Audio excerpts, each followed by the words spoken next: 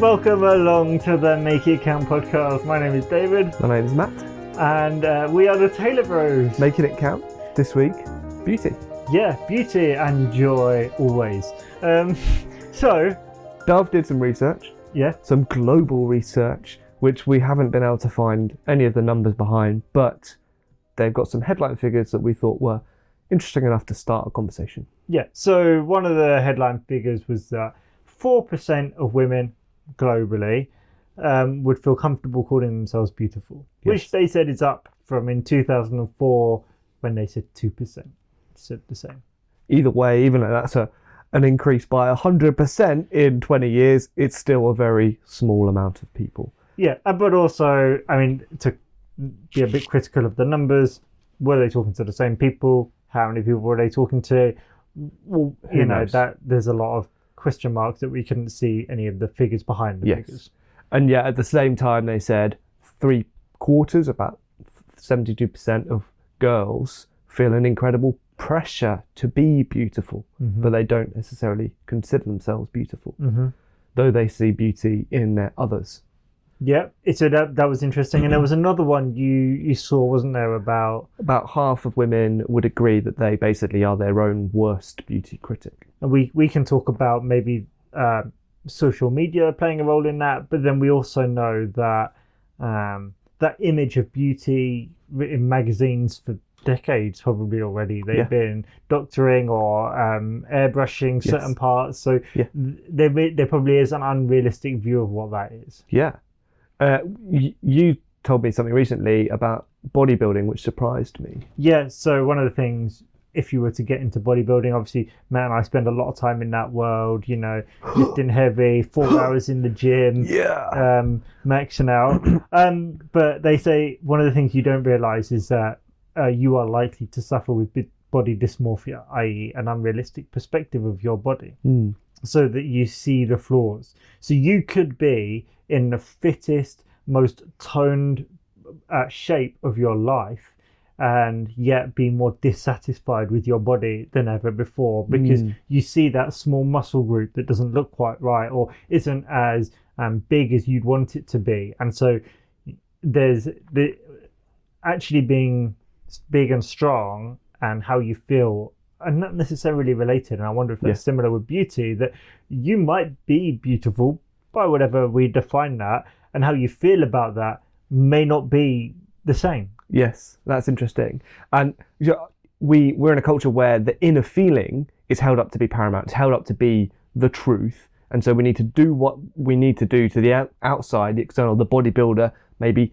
take something to enhance their growth, as well as doing workout, which actually might have a negative long-term consequence to their health, but it meets the aesthetic that they're going for. And that's what we go. The problem is they haven't met the inner feeling of how they should be. Well, actually, maybe we're believing a false picture, or we're focusing so much on these, as you said, these minute details, that actually we're missing the fact that we're actually in really great shape. Yeah. You might be in great shape, Matt. I think you look great. Very beautiful. But yeah, with discussing this concept of beauty, I think we need to define the terms, because there's a lot of perspectives about what is beauty, what is beautiful. You know, we have that idea of beauty is in the eye of the beholder. Then you have this idea of like maybe objective beauty.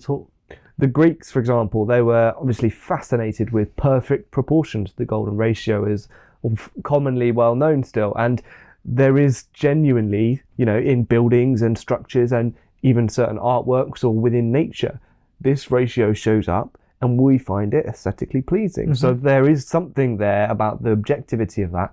But then again, some of the statues that they were carving, I remember learning about this in school, it kind of went beyond this is a perfect form of a person to actually like, no, there's no human actually looks like that.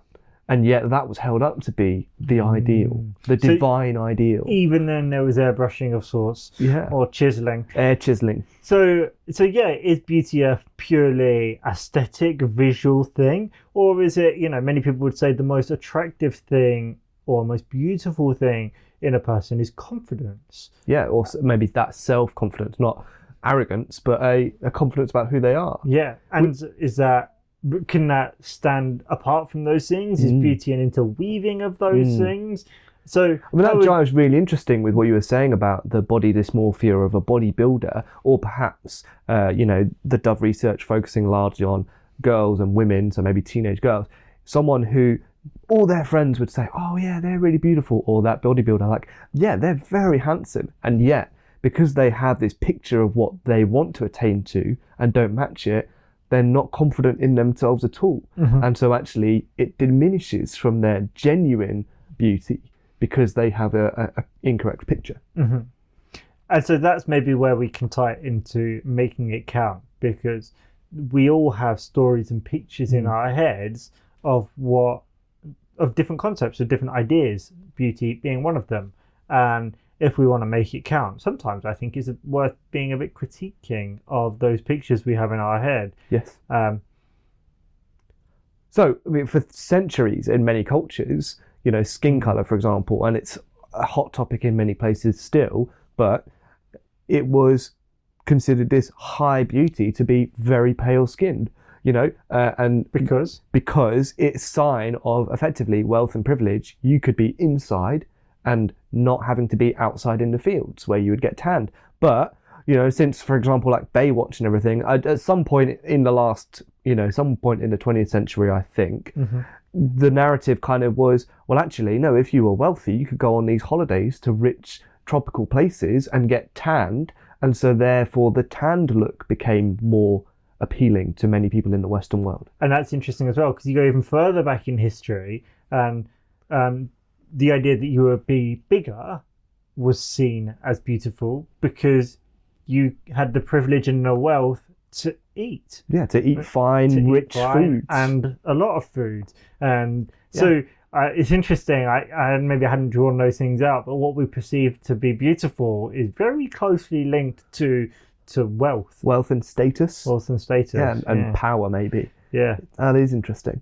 And so perhaps, again, when it comes to these things, our perspective on beauty, is it really about beauty or is it about something else? Yeah. And because the role of power and status, you could have the same person, you put them in a £1,000 suit. Yeah. Or you put them in a scruffy t-shirt with, holes in their shoes. Holes in their shoes. Are they actually less beautiful person, or have they just been given a different outfit? Yeah. Watch commercials. I think we've talked about this in a previous episode, but it used to be that you were lounging on some sort of extravagant place or by a pool or whatever, and that the models were there, and that was the picture.